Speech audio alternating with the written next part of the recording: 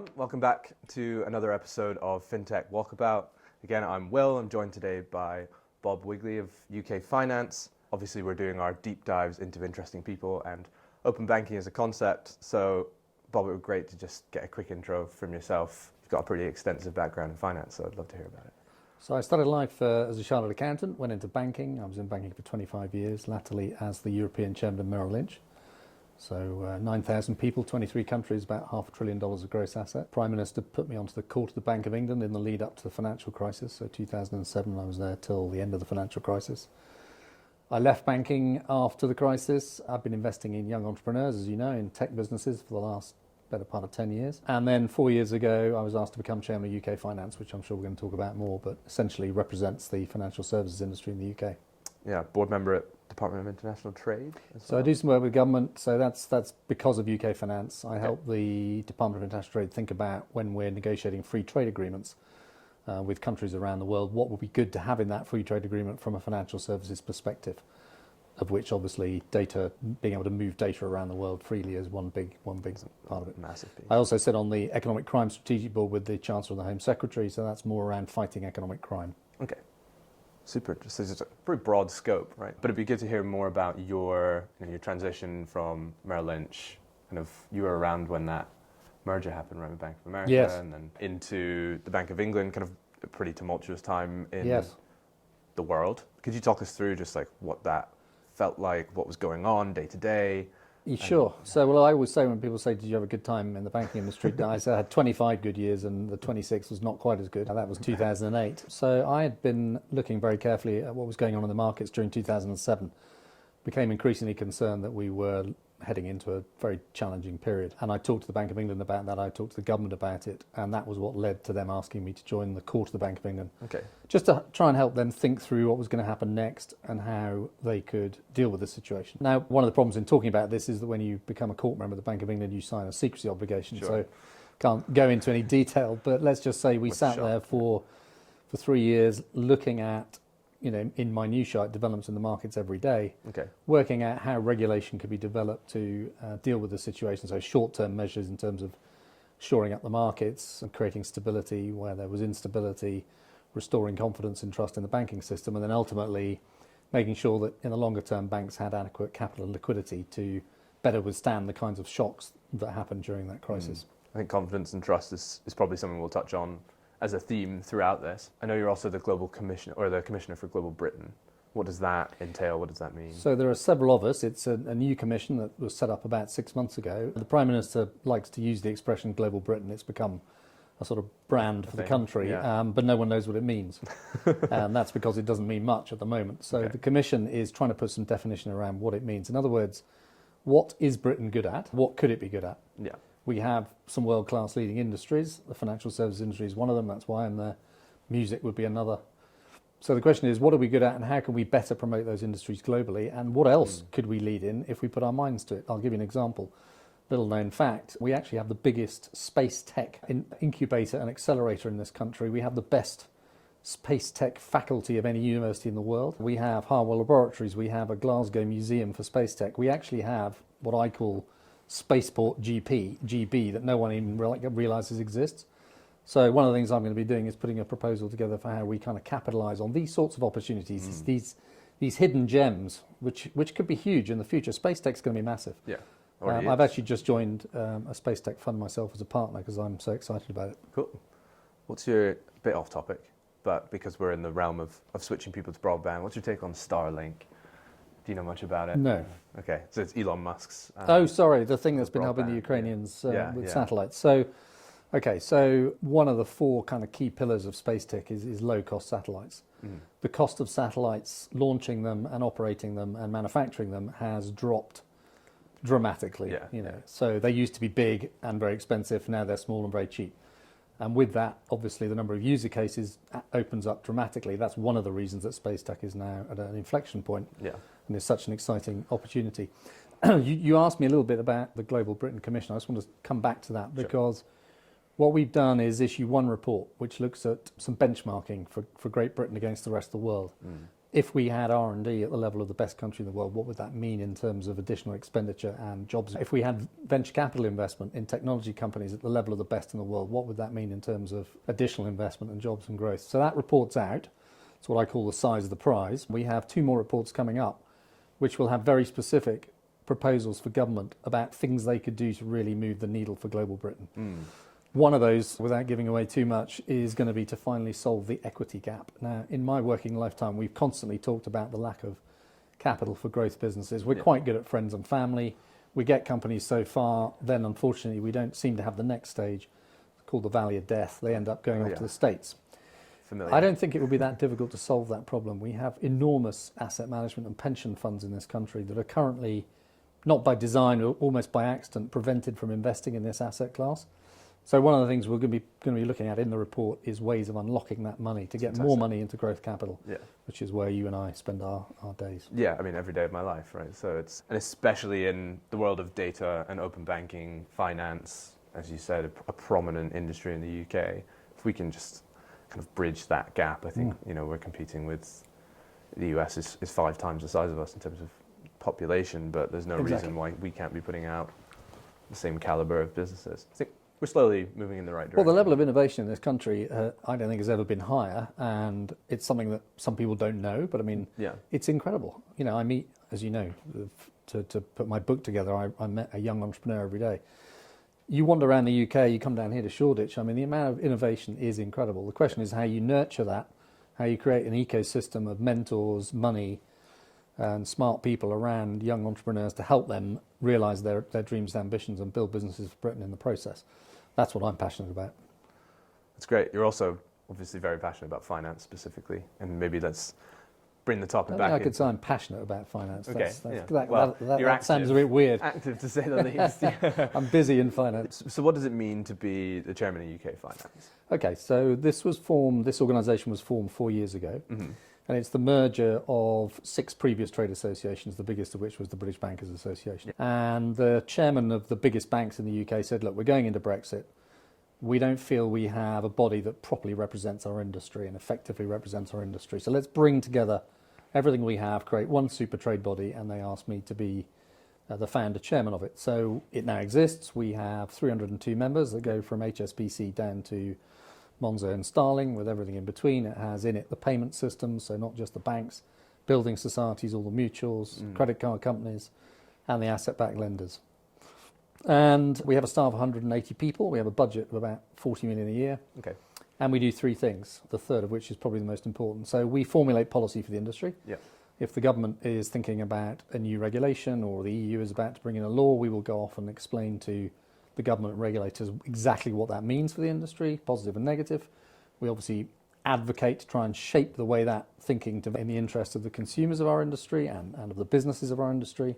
And then the third thing, which is the really important thing, is what I call collaboration. Now, financial services industry faces incredible headwinds. You have increased capital charges since the GFC. You have increased regulatory burdens that are now enormous and amongst the heaviest in the world. We still have quite a hostile media and consumer environment, particularly in the personal finances. We have legacy IT systems against the challenges of fintechs and challenger banks. We had Brexit, we've had COVID. We've now got massively increased cyber risk. Fraud is expanding exponentially. So against those headwinds, how does this industry forge a future? And that's what UK Finance is focused on, is how we can get people to work together to create a really exciting industry that remains world-class and keeps London and the other great financial centres of the UK at the forefront globally of global financial centres. So it'd be good to pick apart some of those topics a little bit. There's obviously another pretty broad scope of things. You've talked to me a little bit about your passion for identity and verification, things around, we've touched on risk and trust and fraud. So EID&V, can you talk to me a little bit about that? So EID&V, not exactly it doesn't trip off the tongue, does it? No. Generally not in the right order.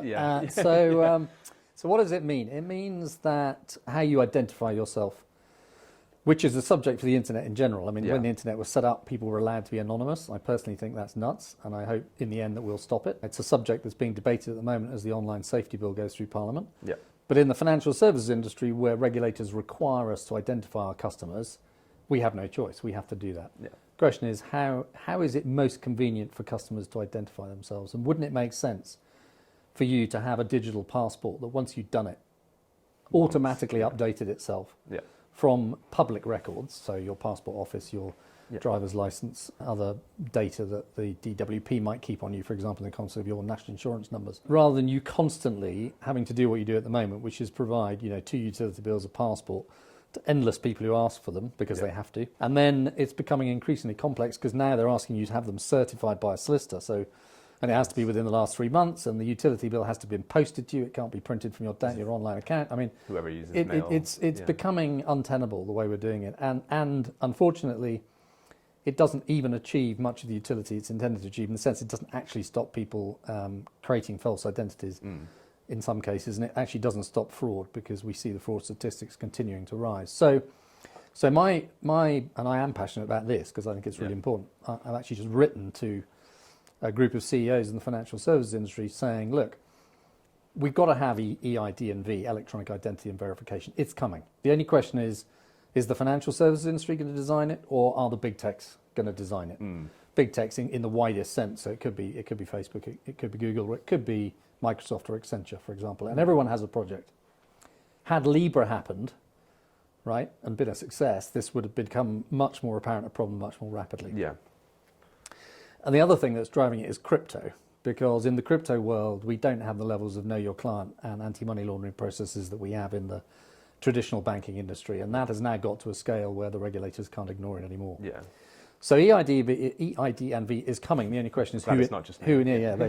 The only question is who invents it. Now, my argument is that if the financial service industry invents it, and we are the logical place for it, we will do it with the interests of consumers in mind, and to protect, if you like, the future for a buoyant, world-class financial services industry in the UK.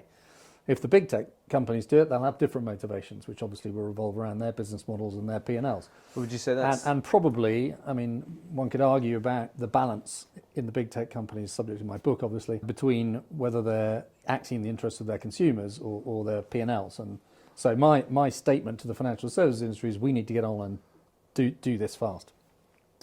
I'd argue that consumers probably have the same questions around their banks as they do around their relationship with Google or Facebook, right? Well, happily they don't, because if you look at the trust statistics, you'll find that when it comes to managing your data, people have a very high degree of trust in their banks and a very low degree of trust in their big tech platforms. So we're starting to get into the world of open banking, open data. We're slowly working our way into it, but before we get there, we're talking about fighting risk, fraud, cybercrime.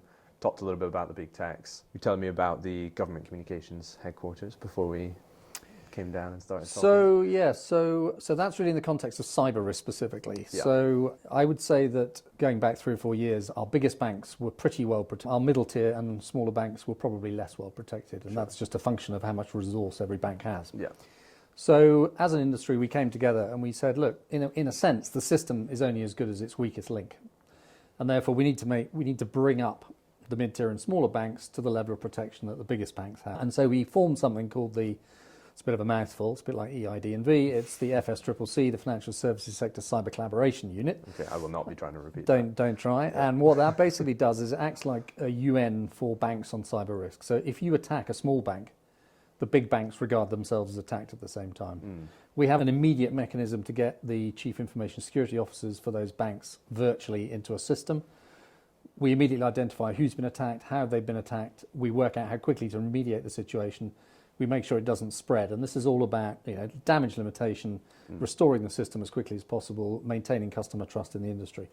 And I can tell you it works very effectively, touch wood. There's a lot going on at the moment, obviously, with what's going on in Ukraine. Yeah. We've seen quite a tick up in activity. But anyway, through COVID, we saw a big rise in cyber risk. This is now a big industry, a big global. Quite a lot of it, sadly, comes from 3 large countries, one of which is in Northern Europe, one of which is in the Far East, and one of which is between the other 2. Yeah. And we see a lot of activity from those countries where there are very well-organised industries targeting our companies, trying to steal our money, and we need to get better and better. So at GCHQ, through the NCSC, regard the financial services industry, I think, as the model here. We now need to spread the best practice that we've developed across other industries. Okay. That's definitely been probably on a slightly lesser scope or scale for our business is being able to come in and give confidence to larger financial institutions to say whatever data AppTap is taking in as a smaller fintech, we need to be on that. Well, I'm sure if you're partnering with big banks, what we call tier one banks, then Yeah. you will have had to go through procurement questionnaires, and they'll ask you if you've got an ISO 27001 accreditation. They'll be all over your cyber procedures. Sure. Yeah. So Good. But on the topic of regulation, let's now move into open banking. UK Finance released a report, I think it was November of last year, centered around the challenges that open banking has faced and what we can do. So I think there are things in there around kind of tech enablement, multilateral frameworks, and bipartisan or bi-party kind of agreements. What do you see as, or what's been the approach for UK Finance when looking at open banking as a concept and trying to apply that to industry? I mean, it's a very difficult question to answer straight off the bat, because the way a lot of our members have looked at it is that we've invested as an industry about £2 billion in a system that not many people use. Right? That's the history, if you like. I think we just hit like 5 million consumers using open banking or something. Yes. Now, after 5 years. Yes, exactly. Now, if you'd said to the banking industry 5 years ago, you got £2 billion to spend to make lives better for your consumers, how would you spend it? We certainly, I don't think, would have spent it on open banking. However, here we are. Yeah. I mean, there are those that also believe that it was not really the right solution to a problem that the CMA identified, but that's all history. It's relevant. We have it. The question is now how we make the most of it. Sure. The good news is, if you roll forward, we are starting to see recently quite big upticks in usage, but it's a new type of usage. It's not really. The original concept was, could a small fintech company get access to my personal data to better offer me more appropriate products to my needs? And of course, some of that is going on. Yeah. Actually, I mean, one of the interesting things is you're going to find the biggest banks are using it to look at the bank accounts of customers of other banks and offer them product. So that's going to be an interesting development as that comes to fruition. But I think the really interesting and most recent development is some of the biggest utilities starting to use it. So one of the biggest in the country, HMRC, has opened up their system to open banking for tax payments. Now that obviously suddenly means that a system that was being very underutilised relative to the base capital expenditure that created it could now have really meaningful use. So that's one way in which we're going to see more usage and better usage of a pretty expensive system. Yeah, it's definitely made my life easier in reporting. I'm all for open banking for what it's worth. I think, although I'm not against it. Yeah. Okay. But it's not about being, as a philosophy, it's fine. But you couldn't have justified spending £2 billion on the basis of today's usage.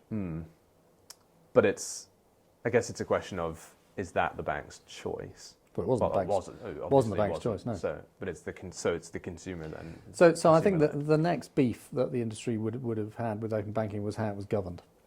And you probably saw last week a report that came out from the CMA itself about its own views about how it managed the system through the OBIE. Yeah. We're back on acronyms. Yeah. And there are, we'll make a no acronym rule. As you know, there are changes being made. So now there's going to be a new body which will have the FCA and the Payment Systems Regulator in it, which makes perfect sense since they are the people who are essentially overseeing and supervising the banking and payments industry, still with involvement from the CMA. But I think that's a much more practical construct that will enable, I think, open banking to move forward in a way which will have more use and more utility to consumers.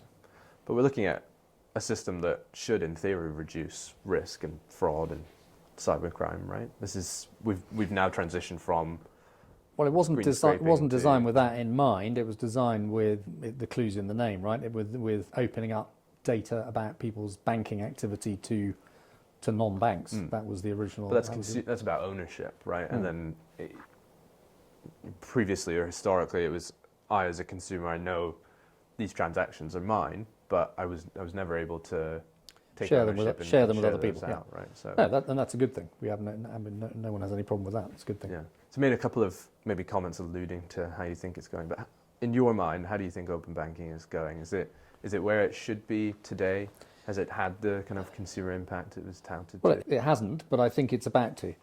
So I think, and that's for a whole host of reasons. I think, firstly, the fintech industry has grown up dramatically over the last 4 or 5 years. Yeah. It was pretty nascent when open banking was started. It's now a big industry and growing dramatically, and more clever people, entrepreneurs, are thinking of ways of using data through open banking. The second thing, I think, is that the whole concept of open banking has sort of progressed to open data and open finance, right? And so the question is not the sort of mechanical one of how can I get into someone's bank account and use information about their direct debits to work out how I can sell them a product that's relevant to their needs. That's kind of a pretty niche thing in a way. It's more about the wider set of consumer data. And so we as an industry are slightly turning the argument on its head and saying, well, we have these large businesses that between them have significant market shares. And so the Competition and the Market Authority said to us, you must open up your data to others. Well, I would argue that companies like Google and Facebook have similar monopsonies, as I call them, in their industries, but we don't have access to theirs. Why is that? So the EU has started putting forward that argument and has said to the big tech platforms, we are going to force you to make some of that data available to mid-sized and smaller companies. It's a lot more black and white in financial services, though, isn't it? I don't think so. No, I actually don't think it is black and white. It's probably easier mechanically, but the range of data that could be useful to mid-sized and smaller companies that the big techs have by virtue of their massive market positions, and I include companies like Amazon and eBay here, obviously, the opportunity is much greater. But do you think their value lies more in the algorithms and the insights that they've built out and generated rather than the actual, if I look at a transactional data set, I can probably get a pretty good idea of kind of who a customer is on some level. But in terms of, like if I took my Google search history, I'm not sure if I was just looking at it side by side with my transactional data that I could get that same idea without. No, but if you had your Google data, maybe your Instagram viewing history, your Amazon purchase history, that could be dangerous. Your Amazon purchase history and your open banking data, think what you could do. Oh yeah. So our argument simply is why just us? Why should we not have access to this data? Which, if it comes from platforms that have very major market positions, and that was the argument why we had to release our data, why should we not turn that around? Sure. So I mean, I see the parallels. How do we get there step by step? If you had to choose one industry, would it be big tech or are there intermediaries? Yes, definitely. So and it's happening, right? So. Yeah. In the UK, the government has set up a unit within the Competition and Market Authority called the Digital Markets Unit, which is being created to say, look, they're already here, they're huge, they have these very substantial market shares. Yeah. How do you now regulate something that has that market position? We're not, no one's proposing that we don't have Facebook or Instagram or any of these platforms. They serve great utility, they do many good things for their customers. The question is, how do you turn the argument around and use the data they collect, which currently is proprietary to them, if you like, for other purposes in the interest of consumers? And that's what the DMU is going to consider. Okay. So what lessons should we take from what we've seen in open banking, and what lessons should we apply? Because I think we can have these discussions with utilities and telecoms providers, saying, let's offer you some value up front, as opposed to the mandates that happened. I don't think it's for me to advise the CMA on what it should do about regulating big techs. Advise me, yeah. But what I would say is this: I mean, our argument is that we should have a level playing field. Sure. We have been regulated against, if you like, in this context, and been made to open up. I would argue that their very substantial market positions are in some cases actually stronger than the positions of large banks. Sure. So why should we not be able to access their data, and why should consumers and businesses not be able to access their data with adequate safeguards? And we make the same argument in relation to, this is relevant to, I know you're going to come back to open banking because I can see you have a passion for it, to paint the payment system, right? Where probably within FinTech, this is one of the biggest growth areas. Yeah. Some very interesting businesses, making life easier for consumers, reducing transaction costs, speed of transmission, convenience, efficiency. The question is how you regulate those companies. And some of them, because of the way they're set up, don't fall within the full sort of remit of banking regulation. Yeah. And what we say as the industry is if it's the same activity, it carries the same risk, it should be subject to the same regulation. Yeah.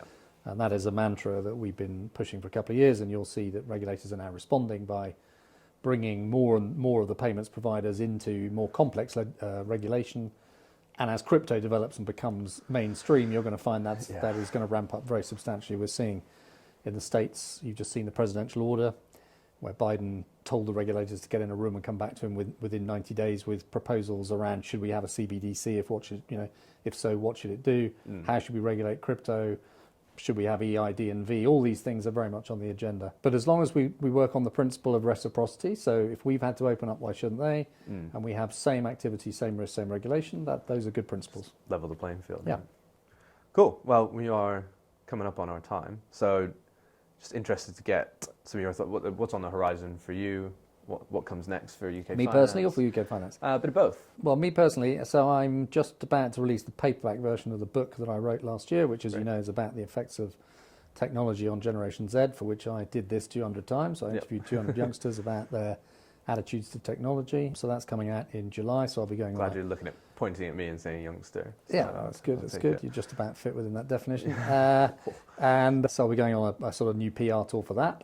I was appointed a professor at a university in Australia last year. I haven't been able to go there yet because of COVID, so I'm planning on going down this summer and doing some lecturing. Actually, one of the things is to develop a course for company directors who don't understand cyber risk.